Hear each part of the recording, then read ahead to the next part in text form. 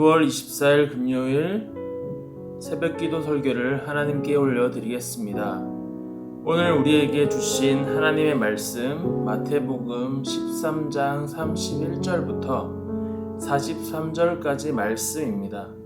제가 봉독하겠습니다. 또 비유를 들어 이르시되 천국은 마치 사람이 자기 밭에 갖다 심은 겨자씨 한 알 같으니 이는 모든 씨보다 작은 것이로되 자란 후에는 풀보다 커서 나무가 되매 공중의 새들이 와서 그 가지에 깃들이느니라.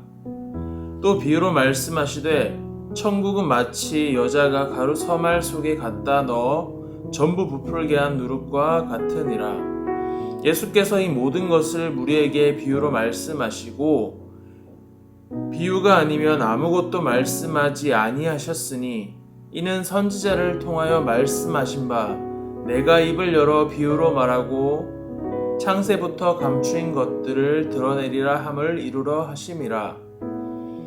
이에 예수께서 무리를 떠나사 집에 들어가시니 제자들이 나와 이르되 밭의 가라지의 비유를 우리에게 설명하여 주소서. 대답하여 이르시되 좋은 씨를 뿌리는 이는 인자요 밭은 세상이요 좋은 씨는 천국의 아들들이요 가라지는 악한 자의 아들들이요 가라지를 뿌린 원수는 마귀요 추수의 때는 세상 끝이요 추수꾼은 천사들이니 그런즉 가라지를 거두어 불에 사르는 것 같이 세상 끝에도 그러하리라. 인자가 그 천사들을 보내리니 그들이 그 나라에서 모든 넘어지게 하는 것과 또 불법을 행하는 자들을 거두어내어 풀무불에 던져 넣으리니 거기서 울며 이를 갈게 되리라. 그때 의인들은 자기 아버지 나라에서 해와 같이 빛나리라. 귀 있는 자는 들으라. 겨자씨와 누룩의 공통점은 작은 시작입니다. 겨자씨는 지름 1mm 정도여서 눈에 보이지 않을 만큼 매우 작습니다. 겨자씨는 한 1만 개 정도를 모아야지 10kg 정도가 될 정도로 굉장히 작은 씨앗입니다. 32절의 본문에서 겨자씨가 모든 씨보다 작다라고 설명하고 있지만 실제로 겨자씨보다 더 작은 씨들도 많이 있습니다. 당시 이스라엘에서 아주 작음을 표현하는 관용어로 사용된 것이기 때문입니다. 우리나라에서도 작은 것을 표현할 때 콩알만하다라고 말하는 것과 같은 맥락입니다. 이렇게 작은 겨자씨는 땅에 심겨져서 자라고 그것이 이제 자라게 되면 4에서 5m 정도로 될 만큼 커진다고 합니다. 누룩도 마찬가지입니다. 누룩은 빵을 만들 때 밀가루 반죽을 부풀게 하거나 술을 만들 때 알코올 성분을 발생하게 하는 효소를 말하고 있습니다. 아주 작은 누룩을 밀가루 반죽에다 넣으면 엄청나게 부푼다고 합니다. 겨자씨나 누룩은 예수님을 상징하고 있습니다. 예수님은 이 땅이 얼마나 작고 겸손한 모습으로 태어나셨는가를 우리에게 말해주고 있습니다. 예수님은 로마 제국 통치 아래 태어나셨습니다. 이스라엘 백성들은 로마의 압제로부터 메시아가 나타나 자신들을 구원해 줄 날을 손꼽아 기다렸습니다. 하지만 예수님은 로마의 식민지 중에서도 작은 곳, 그곳에서도 더 구석진 시골인 베들레헴이라는 곳에서 태어나셨습니다. 그리고 베들레헴에서도 좋은 곳이 아닌 더 이상 갈 곳이 없어 초라하다 못해 비참할 정도로 처참한 마을 구유 안에서 태어나셨습니다. 이보다 더 낮아질 수 없는 곳에서 예수님은 태어나셨습니다. 이스라엘은 금수저나 근수저를 원했지만 예수님은 수저조차 물지 못한 처절하고 더러운 곳에서 태어나셨습니다. 욥기서에서 내 시작은 미약하였으니 나중은 심히 창대하리라 라는 말과 전혀 다른 말입니다. 사람들이 많이 아는 이 구절은 욥의 친구 빌닷이 욥을 비꼬면서 하는 말입니다. 의미와 해석이 전혀 다른 말입니다. 겨자씨는 매우 작습니다. 하지만 시작이 작을 뿐이지 작음에 머물러 있지 않고 빠르게 성장합니다. 누룩도 마찬가지입니다. 눈에 보이지 않을 정도로 작은 미생물에 불과하지만 반죽에 섞여 들어가는 순간부터 아주 빠르게 자라납니다. 이것은 작아도 그 안에 생명이 있기 때문입니다. 크고 화려한 보석과는 다릅니다. 생명은 성장하며 없던 것을 있게 만들어냅니다.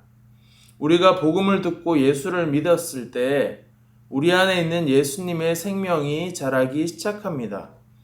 처음에는 눈에 보이지 않지만 그 생명이 빠르게 성장하고 있습니다.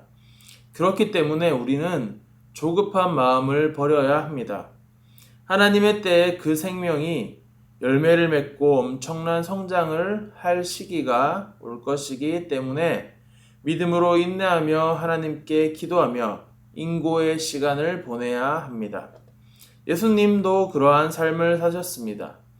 예수님은 초라한 말구유에서 태어나셨고 세상을 바꾸기에는 턱없이 부족해 보이는 12명의 제자를 세우셨습니다.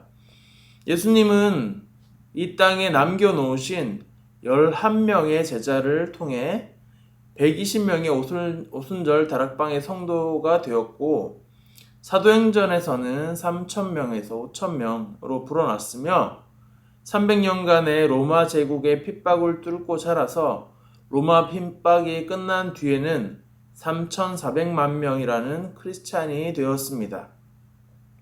이것은 10년마다 40% 정도의 속도로 계속 성장했다는 것이고 이후에도 계속 성장해서 현재는 전 세계 30%가 넘는 크리스찬들을 만들어냈습니다. 많고 적음의 문제가 아니라 생명이 있으면 성장한다는 것을 예수님을 통해서 알 수가 있습니다. 더 이상 작을 수도 낮을 수도 없는 곳에서 생명의 근원이신 예수님이 태어나셨고 그 완전하신 생명의 한 분으로 말미암아 우리는 이렇게 성장할 수 있었다는 것을 알 수 있는 것입니다. 우리 안에 살아계신 예수님의 생명이 있다면 그 생명으로 인해 내가 바뀌고 주변을 바꿀 수 있는 축복의 통로가 될 것입니다. 내 안에 생명이 있다면 하나님의 때에 그 생명으로 사람을 살리고 키우고 고치는 하나님의 역사가 일어날 것입니다. 함께 기도하겠습니다. 우리의 생명의 근원이 되신 하나님 감사드립니다. 우리의 시작은 작더라도 우리 안에 하나님이 주신 생명이 있다면 그 생명으로 또 다른 생명을 살리고 키우고 고치는 일을 감당하게 될 것을 믿습니다. 한 알의 작은 씨앗이 크고 많은 열매를 맺습니다. 예수님은 세상 속에서 우리를 심으셨습니다. 하나님 나라의 특징은 작게 시작해서 크게 거두는 것입니다.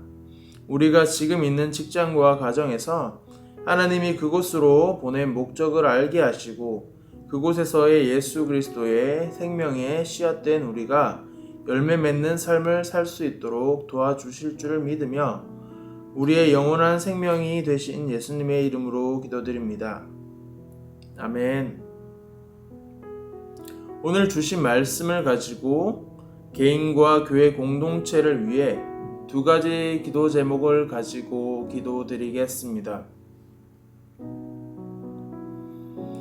예수님의 복음이 우리 안에 생명이 되어 살아있음을 기억하고 우리가 머무는 곳에 예수님의 생명이 나타나 우리를 바꾸고 주변을 바꿀 수 있는 생명사역의 역사가 나타나게 하옵소서.